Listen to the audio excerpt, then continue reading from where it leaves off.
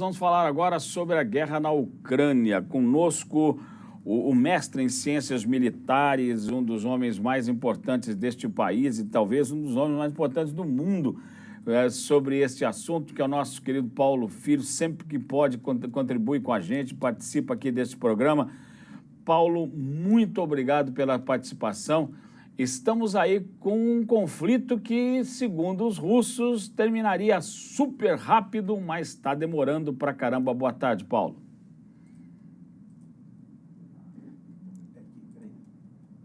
Pela Rede Tati de Comunicação, é um grande prazer estar com vocês aqui. Muito mais do que o previsto. O presidente Putin acreditava, junto com seus generais, que essa seria uma guerra rápida, que ele rapidamente conquistaria Kiev, retiraria o presidente Zelensky do poder, mas nada disso aconteceu. Nós já estamos indo, infelizmente, para o 8º mês de guerra, com muito sofrimento, muita destruição, muitas mortes, e o pior é que nós não vemos nenhuma perspectiva de que isso termine no curto prazo. Paulo, é o seguinte, o Putin, né? Ele fez todo um carnaval a respeito dessa ocupação e chegou, inclusive, a pegar uma área bastante grande ali da Ucrânia, e agora tem esse raio aí do território anexado, ou os territórios anexados. Teve até um plebiscito meio esquisito que correu aí a boca pequena, a gente não sabe se é verdadeiro, se não é, se tem fake na parada ou se não tem. É ali que está o problema, Paulo? É ali que o presidente Putin concentra suas atenções nesse momento. É ali que ele tenta salvar as aparências, ali que ele tenta ter uma vitória para apresentar para o seu público interno. Então, as duas províncias de leste, que são Luhansk e Donetsk, que são as que formam a região que a gente conhece como região do Donbas, já eram as províncias que, desde 2014, estavam em guerra civil. E a Rússia conseguiu avançar pelo sul, partindo da Crimeia, em outras duas províncias de Kherson e Zaporígia. Não conquistaram completamente nem Kherson, nem Zaporígia, nem Donetsk. A única província completamente conquistada até o momento foi a de Luhansk. E nessa semana, a Rússia promoveu uma série de referendos para que as pessoas que estão lá votassem, e venceu como não poderia ser diferente, uma vez que todas as pessoas pró-Ucrânia fugiram daquela região e não votaram, evidentemente, só quem votou quem ficou lá. Então, não há legitimidade nessa votação justamente por causa disso, por ser uma votação em condições de conflito, em condições de guerra. Mas, de qualquer maneira, vai ser anexado num discurso que o presidente Putin vai fazer amanhã. E, a partir desse momento, a Rússia considerará essas 4 províncias como território russo, o que aumenta muito o perigo da guerra, porque aí os russos vão poder dar desculpa que o território que está sendo atacado não é mais Ucrânia, e sim Rússia. Então, isso faz parte dessa narrativa russa a partir de agora, a partir de amanhã, na continuidade da guerra. Paulo, o Odair Graça, que é um internauta que está participando aqui do programa, ele está fazendo uma pergunta para você. Na verdade, essa posição do Putin, ele quer saber se é muito mais uma estratégia econômica ou é o ego. Porque, na verdade, o ego do Putin foi quebrado. Ele achou que as tropas russas iam massacrar, em uma semana não teria nada, e a coisa não está assim. Tem seu soldado morrendo, a sociedade russa está indo contra essa circunstância, está tendo prisão, está tendo revolta. Como é que é essa do Putin? É mais ego mesmo, como militar que, de repente, não obteve o sucesso que ele queria, ou tem aí uma parte econômica que também está muito forte nessa história? Eu acho que tem um pouco das duas coisas, Degrande. O presidente Putin ele tem que oferecer uma vitória. Se ele não oferecer uma vitória, algo para que o povo russo considere que houve um ganho, e esse ganho é justamente a expansão territorial da Ucrânia, da Rússia, melhor dizendo, empurrar um pouco mais o Ocidente para mais longe, mesmo que seja poucos quilômetros que essas províncias representam, significa uma vitória mínima, mas uma vitória, que justificaria, talvez, esse esforço de guerra. Você não entregar nenhum resultado, né, não ter nenhuma conquista numa guerra que foi provocada pelos russos, seria muito difícil de explicar para a população russa. Essas milhares de mortes, esses gastos, a economia russa que ganhava muito dinheiro exportando gás, petróleo para a Europa, essas exportações vão acabar, né? Então, tudo isso é muito difícil, vai ser muito difícil de explicar sem uma vitória no campo militar. E é por isso que ele fez esses referendos, e é por isso que a Rússia agora decretou a mobilização parcial, com centenas de milhares de homens sendo mandados para a guerra, para assegurar, no mínimo, essa vitória parcial. Eu não diria que é ego, mas é a própria sobrevivência do presidente Putin como governante russo, porque para ele ficaria numa posição muito fragilizada se ele não entregar essa vitória. E aí vem a pergunta que não quer calar, a pergunta de $1 milhão. O Putin vai usar o armamento nuclear?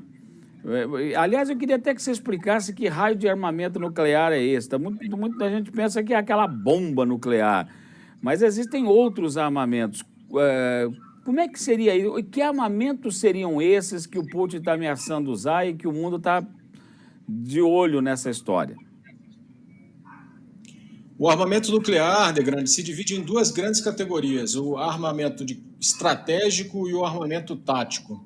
O armamento estratégico é esse que a gente está acostumado a pensar desde a época da Guerra Fria, que pode ser lançado por mísseis intercontinentais, ou seja, sai um míssil dos Estados Unidos e acerta lá a Rússia, ou vice-versa, ou a China manda para os Estados Unidos. São esses mísseis, podem ser lançados de plataformas terrestres, podem ser lançados de plataformas a partir de submarinos, podem ser lançados através de aviões por bombas, né? Como foi Hiroshima e Nagasaki em 1945. E existem armas de menor poder destrutivo, com uma potência menor até mesmo do que algumas armas convencionais. Para você ter uma ideia, a bomba de Hiroshima e Nagasaki tinha em torno de 15 quilotons. Uma bomba nuclear tática pode ter 0,5, 0,6 quilotons. E essas armas foram pensadas para serem utilizadas no campo de batalha, mesmo na presença das nossas próprias forças, justamente por serem armas de menor poder destrutivo. Muito bem, isso nunca foi usado na história, né? Até hoje nós só tivemos o emprego das bombas nucleares em Hiroshima e Nagasaki. Então é uma espécie de tabu. Só que os russos possuem essas armas nucleares chamadas táticas, os americanos também possuem, e na doutrina deles eles preveem, sim, esse uso, caso seja necessário. O presidente Putin ameaçou mais de uma vez utilizar essas armas, e essa utilização se daria em que circunstância, eu acredito? Numa circunstância em que o presidente Putin estivesse sem saída, em que a vitória dependesse desse uso desse armamento. Seria o último argumento nas mãos do presidente Putin. Por que seria o último argumento? Porque isso levaria a um completo isolamento da Rússia. Nem mesmo China, nem mesmo Índia, ninguém ficaria ao lado de um país que utilizou uma arma nuclear em uma guerra. Isso teria graves consequências também perante a população russa, afinal a Ucrânia é um país vizinho, há laços familiares muitas vezes unindo russos e ucranianos. Nós temos que lembrar que tudo isso era a União Soviética até 1991, e seria muito difícil ele justificar. Então ele só empregaria, na minha opinião, em último caso. Isso causaria uma forte reação do Ocidente, uma forte reação dos Estados Unidos, que não reagiriam, acredito, nuclearmente, porque isso seria a Terceira Guerra Mundial, a mútua destruição assegurada. Mas certamente mandaria muito mais armamento convencional para a Ucrânia, muito mais dinheiro, e a guerra escalaria ainda mais. Então é uma situação grave que chega a ser inimaginável, Degrande. Eu queria, inclusive, pegar esse assunto que você levantou, porque há uma dúvida também. Por que a Ucrânia está conseguindo segurar tanto a barra? Muita gente achou que a Ucrânia não fosse segurar. Você acredita que realmente está havendo um despejo de dinheiro internacional na Ucrânia Ou então o ucraniano é bom de briga mesmo, porque a situação tá complicada. E os caras não têm o potencial armamentístico que tem a Rússia, evidentemente, mas eles estão encarando de uma maneira muito interessante essa briga, inclusive vencendo o russo, que até então não se imaginava que fosse possível. De onde vem isso? Vem da garra dos caras ou vem da grana ou vem das duas? Vem das duas, Grande. Quando a guerra começou, como nós falamos no início da entrevista, todo mundo imaginava que a Rússia venceria muito rapidamente, porque a Rússia é o segundo maior e mais poderoso exército do mundo. Mas isso não aconteceu. Por que isso não aconteceu? Porque os ucranianos conseguiram defender. Está ouvindo? Desculpa. Agora sim, né? Deu uma travadinha, mas pode continuar. Acho que já está liberado. Está liberado, Titi? Está liberado, pode falar sim, não tem problema.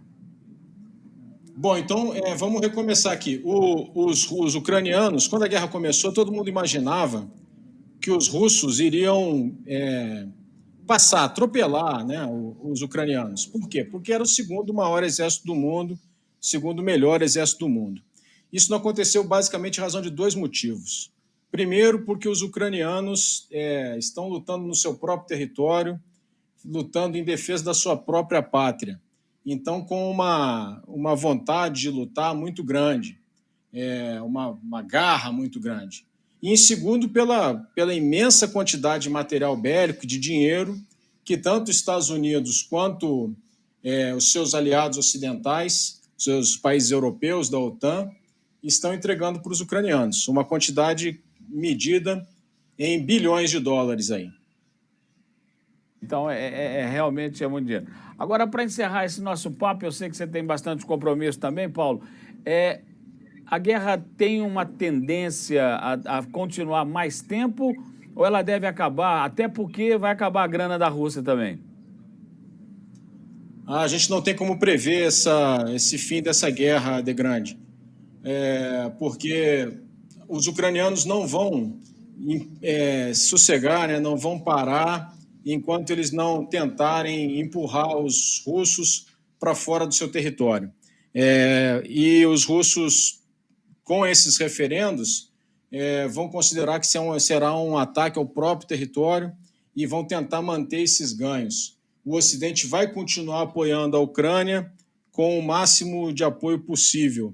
Então, infelizmente, nós não temos aí uma perspectiva para que essa guerra termine tão cedo, não.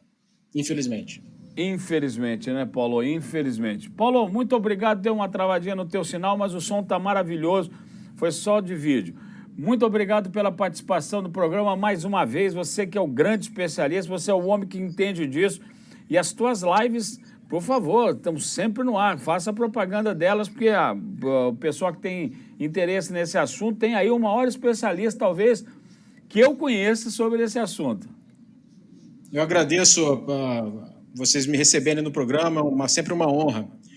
As lives são todas as segundas-feiras, às 8 da noite, lá no canal do Paulo Filho, no YouTube. É só botar Paulo Filho Geopolítica no YouTube que o pessoal encontra lá. E tem meu blog também, paulofilho.net.br. Muito obrigado mais uma vez, Grande. Muito obrigado, Paulo, muito obrigado. Tá aí, esse é o especialista, o Paulo Filho, o homem que conhece tudo de Ucrânia, de geopolítica, e vai participar mais do nosso programa, porque, infelizmente, essa guerra não vai acabar tão já. Isso